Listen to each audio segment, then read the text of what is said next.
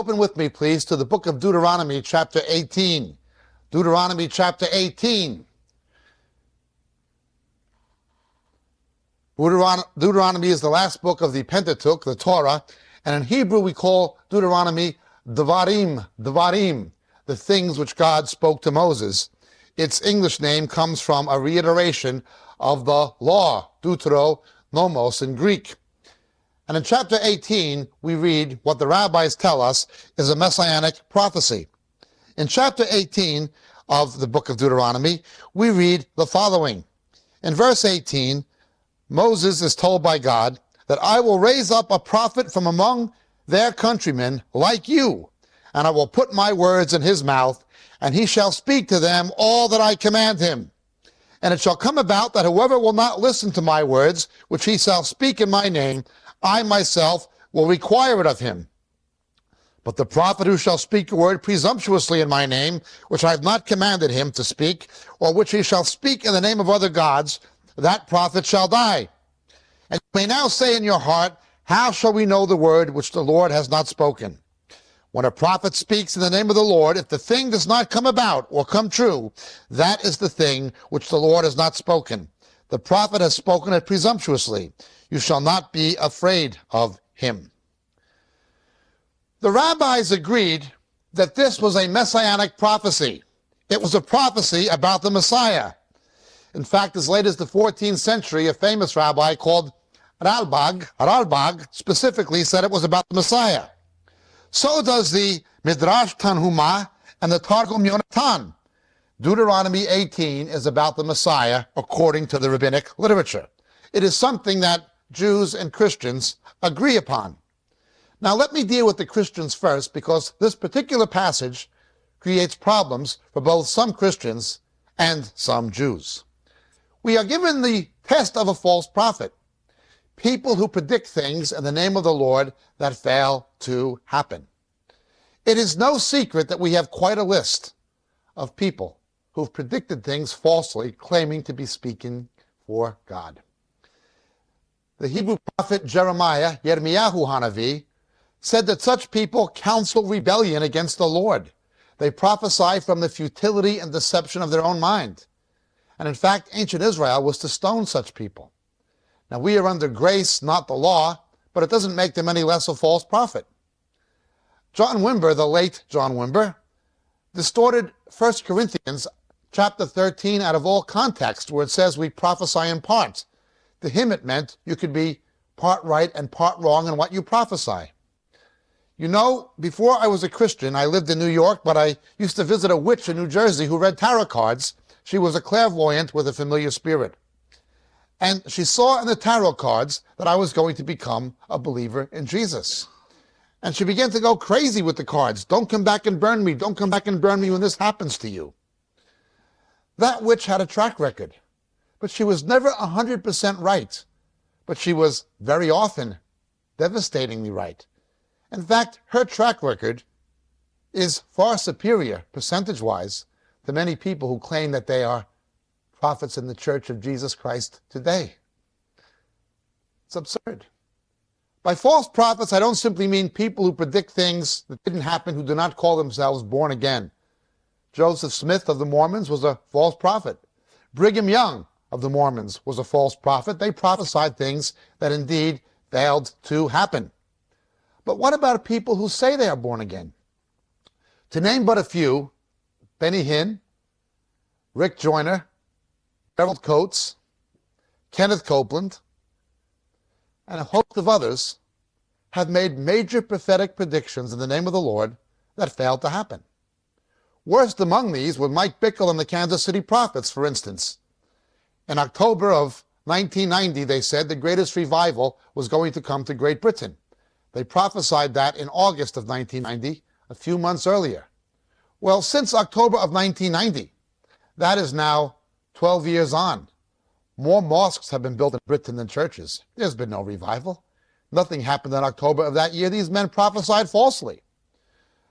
Quite interesting. Yet in defense of their false prophecies, someone called Rick Joyner made the statement that prophesying falsely And making a prediction that doesn't happen doesn't mean you're a false prophet, because then no one would have the faith or be able to prophesy. Well, precisely. It says in Romans, you need the faith to prophesy. If you're not sure it's from God, you shouldn't say it. And if you do say it and it doesn't happen, you're a false prophet. You're not a real prophet. You have to be ignored and rejected as a prophet by the church. Yet Mr. Joyner himself wrote a book called The Harvest, in which he prophesied in the name of the Lord that God showed him that communism would be triumphant, that it would take over most of the developing world and some of the developed world. 6 months later, the Iron Curtain came down and the Soviet Empire went into disintegration. I've been to communist China.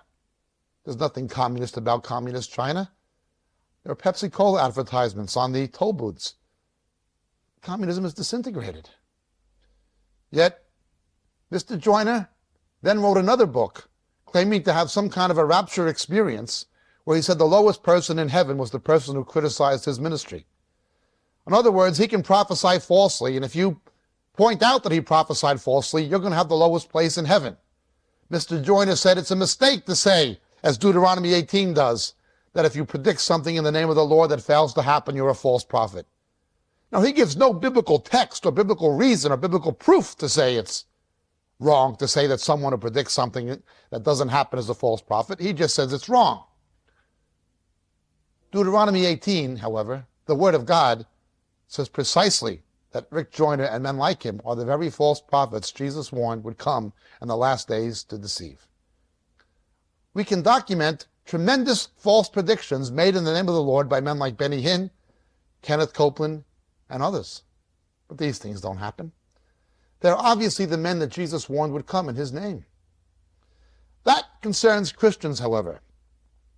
Let's look at this text in its original context concerning the one Jewish people call Moshe Rabbeinu, Moses. The rabbis agree in the Talmud this is about the Messiah.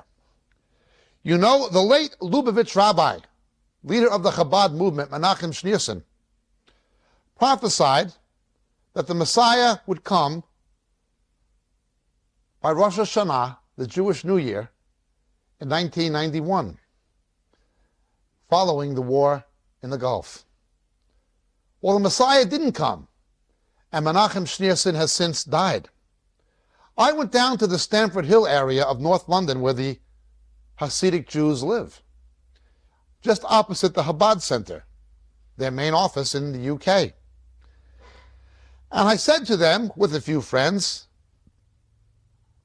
Atem Shomerim HaTorah? Do you keep the Torah? In fact, I called up the previous day, and I said to them in Hebrew, Nu, what? So what?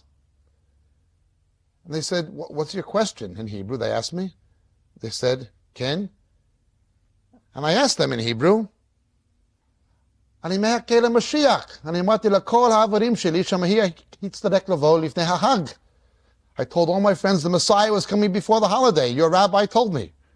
לפי רב שניאסון, המשיח יצטרך לבוא כבר. The Messiah needed to come already. Deuteronomy 18 says if the Messiah didn't come, he's a neve sheker, a false prophet. So I went down to Stamford Hill with my friends, and out came one of the rabbis of the Lubavitch movement. The senior rabbi is called the Rebbe, the Tzaddik. He was Rabbi Schneerson. But another rabbi came out named Rabbi Sufrin. And he was very angry at me. And I said to him, Ata shomer et Torah? Do you keep the Torah? Well, Deuteronomy 18 says, if you keep the Torah, take Rabbi Schneerson out and stone him. You have to kill him. He prophesied falsely in the name of Hashem. The Messiah didn't come. Where's the Messianic redemption? I said to him, you keep the Torah. And quite a crowd was now listening. Now the different Hasidic sects fight with each other, arguing over whose Rebbe is the real reincarnation of Baal Shem Tov, the founder of the Hasidic movement, which came down through Rabbi Isaac Luria. Quite a mess they had. Some of the other Hasidic sects don't like the Lubavitch, and vice versa, particularly the Satmar and Nutarai Karda, they don't like each other. So I said again, you have to keep the Torah, take Rabbi Schneerson out and kill him. Now for me, for us, the Messiah came, he fulfilled the Torah. I don't have to kill Rabbi Schneerson. If he repents, he can accept the Messiah, Yeshua, and be saved. We don't have to stone him to death. But if you want to live by the Torah, take your Rebbe out and kill him. That's what the Torah says. He couldn't argue from the Torah. He could just argue. He took it personally. I said, I'm only upholding the Torah. Now, either the Torah is fulfilled or you have to keep it. If you have to keep it, take him out and kill him. He had quite a problem. Meanwhile, Rabbi Schneerson died and he's buried in New York. He died on Ocean Parkway in Brooklyn. Never set a foot in Israel, but his followers built a replica of his brownstone in Brooklyn, in Jerusalem, near Jerusalem, on the highway between Tel Aviv and Jerusalem, in case he decides to show up. They now have posters all over Israel and all over the world with Rabbi Schneerson, his picture on it, saying Melech Moshiach, King Messiah. Rabbi Schneerson is the king and the Messiah? Now the Hasidim have a problem. Their Rebbe, their tzaddik, is a dynasty, again coming down from Baal Shem Tov, who they call the Beshk. It goes through the son, and if there's no son, the rabbi who's the son-in-law, but he had neither. To them, you go to God through the Rebbe, the tzaddik. He goes to God directly. He has a kind of Jewish nasos. He has the spirit of the Beshk, of Baal Shem Tov. Therefore, he can go to God through the Torah. You have to go to God through him, like a guru. Or very similar in many ways to the Roman Catholic Church. You have to go through a man. Well, they're in crisis. They have no Rebbe because he had no son and he had no son-in-law. But they're saying he's the Messiah, this dead rabbi who's buried in New York. And they have a table in the departure lounge of Ben Gurion Airport near Tel Aviv, Lod Airport, and they try to get Jewish people to put on tefillin and make the Hebrew prayers. And I looked at their poster. I didn't tell them my mother's Gentile. Didn't tell them. I just spoke to them in Hebrew, and I said to them, Nu ma atem osim akshav? Hu met? En lehem shum Rebbe. What are you going to do right now? He's dead and you have no rabbi. Hu melech Mashiach hu bekever shelo. He's the King Messiah, but he's in his grave. And this Orthodox Jew, another rabbi from that movement, said to me, Hu yakum mehametim. Ma? Hu yakum mehametim. He's going to raise from the dead. So I said to him in Hebrew, let me get this straight. You believe that the Jewish Messiah had to come, then he had to die, and then he has to raise from the dead. Ken, yes. That's all I wanted to know. At least we agree on something. You're right. The Jewish Messiah did have to come, did have to die, and did have to raise from the dead. Only the prophet Daniel said he had to come and die before the second temple would be destroyed in Shavim Acharei Esvirah, 70 A.D. And the Messiah is a prophet like Moses. Did Moses ever predict something that didn't happen? Well, either did the true Messiah. The Messiah would be a prophet like Moses. Let's begin to understand how. We are told in the book of Exodus, Shemot, that it was a Pharaoh who did not know Joseph, who was the anti-Semite, who hated the Jews. Gentiles, non-Jews, will either be predisposed towards philo-Semitism or anti-Semitism. Now in Judaism we have two pictures of the Messiah, Hamashiach ben Yosef and Hamashiach ben David, Messiah son of Joseph and Messiah son of David. Joseph, in the book of Genesis, Breshit, prefigures the Messiah. The rabbis admit this. It was a Pharaoh who didn't know Joseph who turned against the Jews. And so it is, Gentiles who don't know the son of Joseph, Jesus, will turn against the Jews. Gentiles who knew Joseph were predisposed to philo-Semitism, loving the Jews. Gentiles who didn't know Joseph were predisposed to being anti-Semitic, and so it is to this day. The government of Israel knows very well that the only real friend Israel and the Jews have at this age of growing anti-Semitism and anti-Zionism are evangelical Christians, born-again Christians, mainly in the United States, but also in the other English-speaking democracies. They know this. Why do these Christians, why do these Gentiles love and support Israel? in the face of growing anti-Semitism, in the face of incredible media bias against Israel. Why? Because they know the son of Joseph. Ben David, Yeshua Bar Yosef. That was Jesus' real name. Rabbi Yeshua Bar Yosef Minet said it. They're Israel's only real friends. Because they know the son of Joseph, they will favor Israel and the Jews for his sake. They will love his people. It's impossible to love Jesus Christ and hate his people. It's impossible to love Jesus Christ and hate his country. He's a Jew. And he's coming back as King of the Jews. The question is, why is it that so many of our Jewish friends don't believe him? Well, the reason they don't believe him is because they don't believe Moses and the Torah.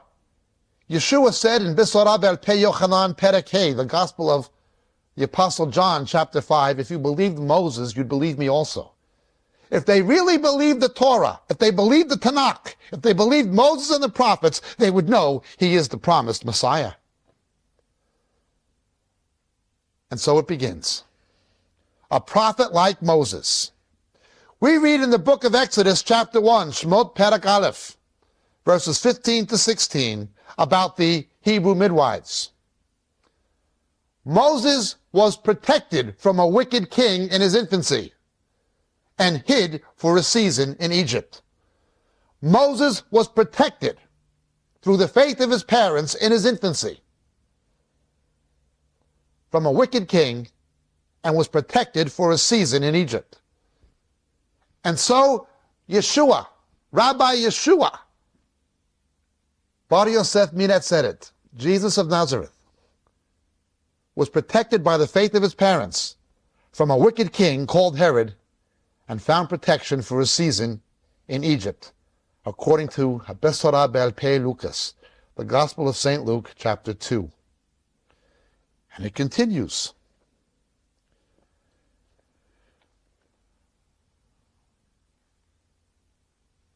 Jesus was endowed with wisdom and understanding. 3 days in the temple, he knew the Midrashim, and he impressed the Sanhedrin and the Jewish scholars. He could answer their questions even from his youth. He was endowed with supernatural wisdom. Moses was in many respects a little different. Moses, however, was first groomed in the wisdom of Egypt before he was groomed in the wisdom of God. Now, Islam takes Deuteronomy 18 and says it is not about Jesus, it is rather about Muhammad. Rather about Muhammad.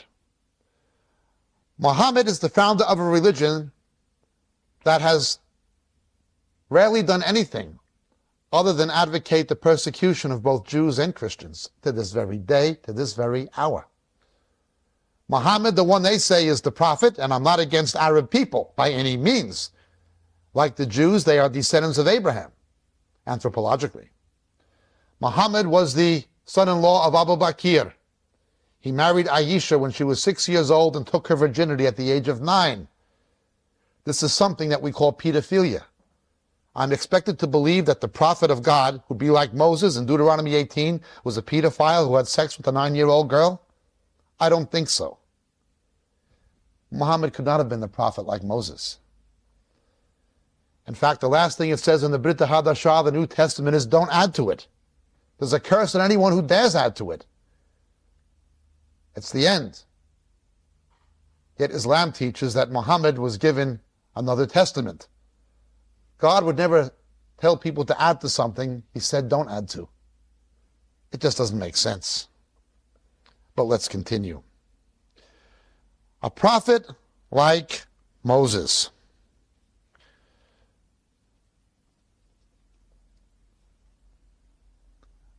Moses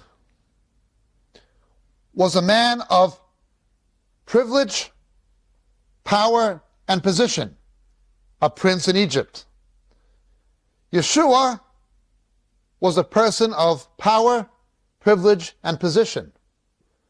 Moses freely chose to turn his back on that privilege and position and suffer reproach with the people of God looking to a greater reward.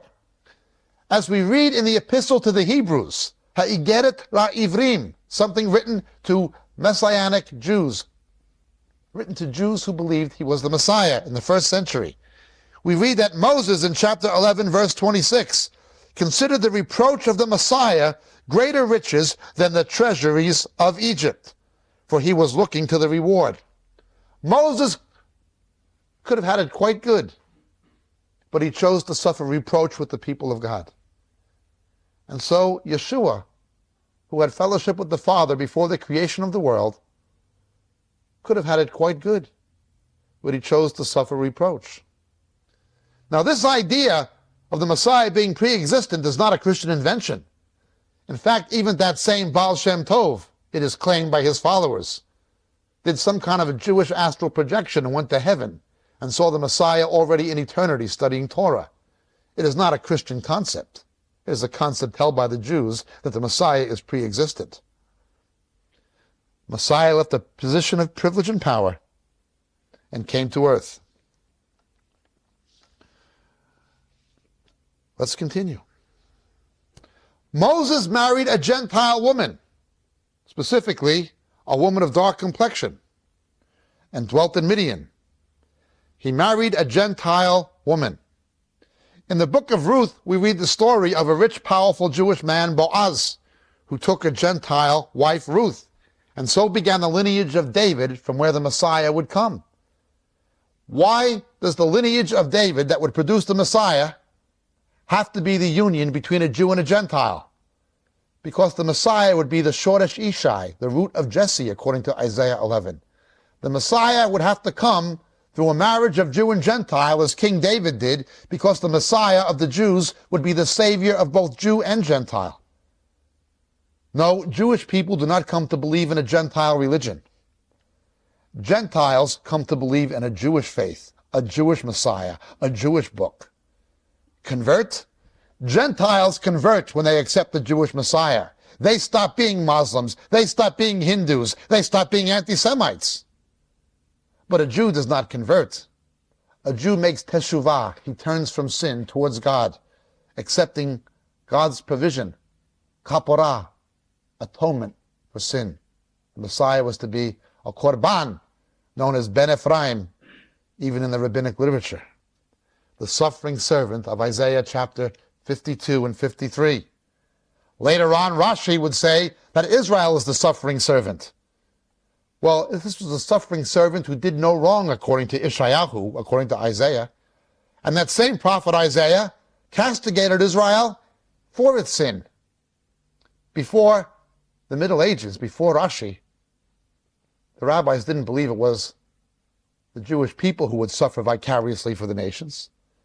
In fact, Eliezer HaKalir included Isaiah 52 and 53 in the Machzor for Yom Kippur, in the synagogue liturgy for the Jewish Day of Atonement. This would be the suffering servant, the Messiah. Who said so? Christians? No. Sanhedrin 92b said so. Yalkut, Volume 2 said so. The Midrash on Shmuel said so in the Lemberg edition. The Targum on the Kingdom of Messiah said so in the Targum Yonatan. Rabbi Moses Alshek said, all the sages agree that Isaiah 52 and 53 is about the Messiah. And so the Messiah suffers for the iniquity of the people. The older and more authoritative sages agreed this was about the Messiah who would suffer vicariously for the people. Gentiles accept God's Jewish provision. There's only one God. It's not the God of the Norwegians. He was Odin. It's not the God of the Greeks. He was Zeus. It's not the God of any nation or any people. The only God is the God of Israel, the God of Abraham, Isaac, and Jacob. It's Gentiles who've come to faith in a Jewish God. It's not Jews who come to faith in a Gentile one. There wasn't a goyish bone in his body. But let's continue even further. So Moses takes a Gentile bride. You know, the New Testament compares the church to the bride of Christ, the bride of Messiah. Now, Jewish people will often find the word Christ a Christian term. That's logical. Except it was not invented by Christians. That term was invented by Jews from the Greek word anointed one, Moshiach. The word Christos is found in the Septuagint. It was Jews who gave us the term Christ. Moses takes a Gentile bride, and in figure, so does the Messiah. Moses was willing to dwell with man, as the Messiah was. This idea of the Messiah being smitten, why? Because he's a prophet like Moses. In the book of Exodus, chapter 32, verse 31, we read the following. Then Moses returned to the Lord and said, Alas, this people has committed a great sin, and they have made a god of gold for themselves. But now, if thou wilt forgive their sin, and if not, please blot me out from thy book which thou hast written. Moses was willing to be judged and accursed on behalf of the people of God. And so Yeshua, Jesus, was willing to be judged and accursed vicariously on behalf of the people of God. Moses begged God to forgive them. And so Jesus, in Luke 23:24, begged God to forgive them. In the book of Exodus, chapter 34, verse 28, we read that Moses fasted 40 days and 40 nights. Moses fasted 40 days and 40 nights. And so in Matthew chapter 4, verse 2, Habesorah Berpei Matityahu, Perek Dalet, Psuk Stein, Yeshua fasted 40 days and 40 nights. In Deuteronomy chapter 34, verse 10, we read that no prophet had ever risen like Moses. No prophet had ever risen like Moses. And the Jews of Jesus' own day admitted no man ever spoke like this. Now that's not only the New Testament record. You know, in the Avodat Zerah, the tractate Avodat Zerah, the rabbis admitted that Yeshua did miracles as no other rabbi, that his disciples did miracles in his name, including healing the sick and raising the dead, and that he was crucified at Pesach, Passover, that he rose from the dead and then ascended to heaven from the Mount of Olives. Does it say that in the New Testament? Yes. But I was not quoting from the New Testament. I was quoting from the Avodat Zerah. The Avodat Zerah was not written by Jewish apostles who believed he was the Messiah. It was written by rabbis who claimed that they didn't. It's one thing when your followers say these things are true. It's another thing when your opponents say it also. That was not written by Jews who believed in him. That was written by Jews who claimed they didn't and were trying to persuade others not to. Yet both the Roman government who persecuted the early Christians and the rabbinic establishment both agreed he rose from the dead, to the point that the rabbis agreed not only did he do miracles, and there had been none like him, but his disciples did those in his name, and then after being crucified at Pesach, he rose from the dead and ascended to heaven from the Mount of Olives. I'm not quoting from the New Testament, although that is in the New Testament. I'm quoting from the Avodat Zerah. Read it for yourself. And more than that, Daniel said the Messiah would have to come and die before the second temple would be destroyed. You know, I'm often reminded of the story of Rabbi Leopold Cohen. He'd been the victim of tremendous anti-Semitism perpetrated by false Christians, mainly Roman Catholics in Eastern Europe. He, his family, his community had known nothing but suffering because of the name of Jesus. When given a New Testament, he threw it, and it remained in the corner on back of a piece of furniture for some years. But for some inexplicable reason, at some future point, he picked it up and began to read it. thinking it was filled with anti-Semitic nuances and references. He was astounded that Yeshua, Jesus, said, "I came but for the lost sheep of the house of Israel." Then he began to read even further. What did the prophets say about the Messiah? Why have our people rejected this Jesus, as the Gentiles call him? Going to Daniel 9, he read how the Messiah would have to come and die before the second temple would be destroyed. So he went to the Talmudic references. The first thing he encountered was a warning that there's a curse on anyone who reads Daniel 9. Why? Well, the time of the Messiah's coming is prophesied in it. He couldn't believe that the ancient sages were telling Jews not to read a passage from the prophets because the Messiah's time of coming was predicted in it. But then he read further. According to the Midrash Breshit, and I'm just reading from page 243 of the Warsaw edition, the Messiah was to exit in 33 AD, according to the Midrash Breshit. According to the Yalkut, volume 2, on page 79d, Nazir edition, and also 32b, this is about the Messiah. The Messiah. That's what the rabbis said. Not just a Christian interpretation. That's the Jewish interpretation. The Messiah had to come and willingly take the sin of God's people and be blotted out on their behalf. But let's continue. No man had seen God. Moses revealed God and God's name to the people. And so we read in the Gospel of St. John, chapter 1, verse 18, no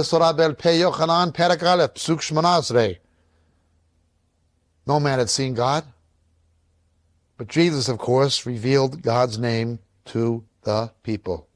Hashem.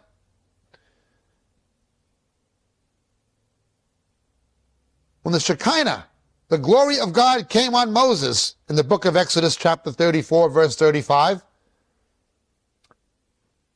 the people asked him to replace the veil. They couldn't behold the glory reflecting from his face. And so in Matthew chapter 17, verse 2, the glory of God, that same Shekinah glory, was reflected from the face of the Lord Jesus. Moses spoke to God, and God spoke to Moses directly. And the people heard it. And so when Jesus spoke to God, the Father spoke to Jesus directly. And the people heard it. When Moses died, we're told in Jude chapter 9, Yehudah Perek Tesha, that an angel guarded his tomb up on Har Navo, Mount Nebo. And so in the Gospel of St. Matthew chapter 28, angels guarded the tomb of Jesus, rolled away the stone. Jesus, in fact, appeared with Moses and Elijah at his transfiguration. But the story then continues. Moses fed God's people supernaturally in a barren place. According to the book of Exodus, chapter 16, verses 14 and 15, manna fell from heaven. Moses fed God's people supernaturally in a barren place. And so in Matthew chapter 14, verses 19 to 21, the 5 loaves and the 2 fish, the 12 baskets, Jesus fed a large number supernaturally in a barren place. In Exodus Perek Gimel, Shemot Perek Gimel, Moses brought deliverance to God's people. And so Jesus brings deliverance to God's people. Rabbi Shaul of Tarsus, who the Gentiles call Paul the Apostle, tells us in 1 Corinthians chapter 10, verses 1 to 4, that our fathers were baptized in Moses and the cloud. You see, as Moses made a covenant with blood and sprinkled it on the people, and brought the people out of Egypt through the water into the promised land, is the way the Messiah would cover the sins of the people with blood, of whom the Passover lamb was a shadow, and bring God's people out of Egypt through the water, that is baptism, into the promised land. No, baptism is not a Christian ritual. Yochanan HaMatbil, John the Baptist, was doing it long before Christians came along. The Essenes were doing it long before Christians came along. Even to this day, you have the rite of mikvah. Orthodox Jews have always done it. But let's continue.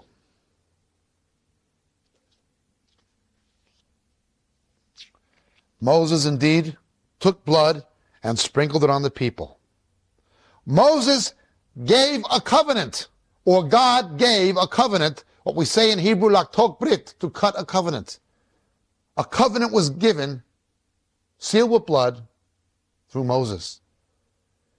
And so, in Matthew chapter 26, verses 26 to 28, a new covenant sealed with blood was given through the prophet like Moses, Yeshua. Now, some people have a problem with the fact that Yeshua was fully human and fully divine. Well, you know, Hasidic Jews don't have that problem. Just read their teaching on the Metatron. If you're an Orthodox Jew and you want to hear our tape on the Metatron, read it yourself. The idea of God becoming a man is in no sense alien to Jewish thought. Your own sages and your own mystics agreed. Indeed, Jacob wrestled with Hamelach Adonai, the angel of the Lord, and in fleshment of God himself, he saw the face of the Lord. But let's continue beyond this. A new covenant? Where do you get this new covenant? You Christians invented this idea of a new covenant. Brit HaDashah, another Torah, a new Torah. No, Christians did not invent it. The Messiah would be a prophet like Moshe Rabbeinu. Moses gave a covenant, so the Messiah must give a covenant that fulfills the Torah of Moses. It is the prophet Jeremiah who said, words to the effect, Ani yaktok brit hadashah and bet Yehuda gam bet Yisrael lo k'mocha brit shenitakti im avotchem. I will make, literally I will cut a new covenant with the house of Israel and the house of Judah. A new covenant, a new testament will be made with the Jews, not like the one I made with their fathers. Yirmiyahu Hanavi, Jeremiah chapter 31, verse 31. Jeremiah was not a Baptist. He was not a Pentecostal. He was not a Protestant. The Hebrew prophet Jeremiah was just that, a Hebrew. And he said there would be a new testament, a new covenant when the Messiah came. And he had to come before the second temple was destroyed. This covenant would be a covenant to salvation that would make the Gentile nations believe in the Jewish God. As Isaiah wrote, the nations will resort to the Shoresh Yishai, the Goyim, and to him shall be the obedience of the Amim, the peoples. Why are the people in the Philippines worshippers of the Jewish God? Why are people in Brazil worshippers of the Jewish God? Why are people in Finnish the worshippers of the Jewish God? Why are there so many Christians in China? Why should all these great nations and great peoples worship the God of a little nation that was always persecuted and despised? There's only one reason that Gentiles would worship the Jewish God. Because Isaiah said the Messiah would make them worship the Jewish God. The Messiah would be a prophet like Moses, who'd give a new covenant. But you know, the first time Moses came to save Israel, he was rejected. And he went to Midian and dwelt with the Gentiles. The Gentiles accepted him when his own people rejected him. When he came the first time, his own people, the Hebrews, rejected him. The Gentiles accepted him. And so it is with Rabbi Yeshua Bar Yosef Minetzeret, Ben David Yeshua, Jesus of Nazareth, if you will. The first time he, a prophet like Moses, came to save his people, they rejected him. It was rather the Norwegians and the Brazilians and the Filipinos who accepted him. The Gentiles accepted him when his own people didn't. Why? Because he's a prophet like Moses. But the second time, they accept him. You know, the only reason there's a New Testament is because Jews wrote it. Every writer of the New Testament was a Jew except Luke, who was a Gentile convert to Judaism. Why did Gentiles believe in the gospel? Because Jews taught them to believe in the gospel. Why did Gentiles believe Jesus is the Messiah? Because Jews believed he was the Messiah. In fact, the Jewish historian Max Demont admitted that by the time of Bar Kokhba's rebellion in the 2nd century, in his famous book, God, the Jews and History, perhaps 25% of the Jews in Jerusalem believed he was the Messiah. And today we have tens of thousands of Jews in America, Australia, Britain, Russia, the Ukraine, South Africa, France, and Aretz Israel, who believe the same thing. The Messiah is the prophet like Moses. The Messiah has come. The New Testament teaches something in Romans chapter 11. It teaches us that the first Christians were Jews and the last Christians will be Jews. Remember, the word Christos was not invented by Gentiles. It comes from the Septuagint. It was a term used first by rabbis. His name was not Jesus Christ. His name was Rabbi Yeshua Bar Yosef Minetzeret, the prophet like Moses. The one who had to come and die before the second temple would be destroyed. The one whom the Talmud curses, yet the Avodat Zarah admits, rose from the dead and ascended to heaven from the Mount of Olives.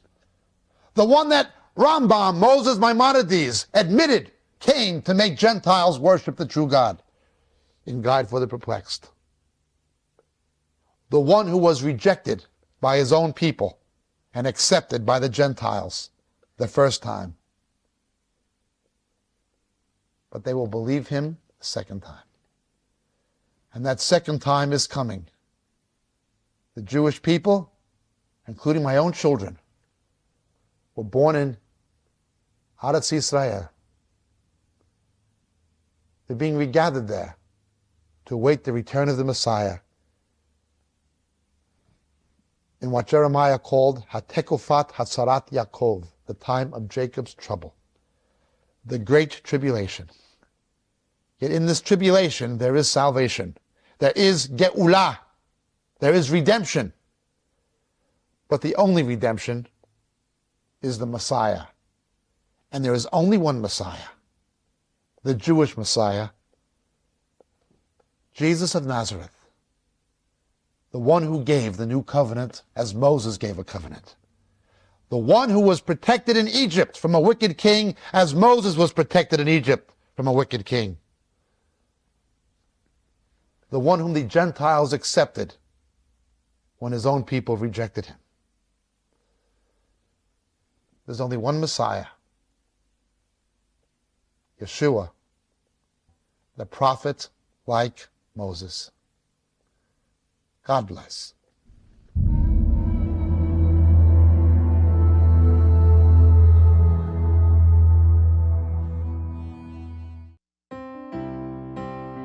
Hello, and thank you for watching Moriel TV. There are so many things that are happening at Moriel Ministries worldwide, from the Philippines to Japan, to India to Africa, and back to Europe and the United States. So many of our brothers and sisters are spreading the good news of Jesus Christ to this lost world. We are so thankful for your prayers. God has been faithful and has blessed us in so many ways. If you'd like to partner with our efforts abroad and at home, please take a moment to click the link in the description and help us as the Lord leads you. Thank you very much, and God bless.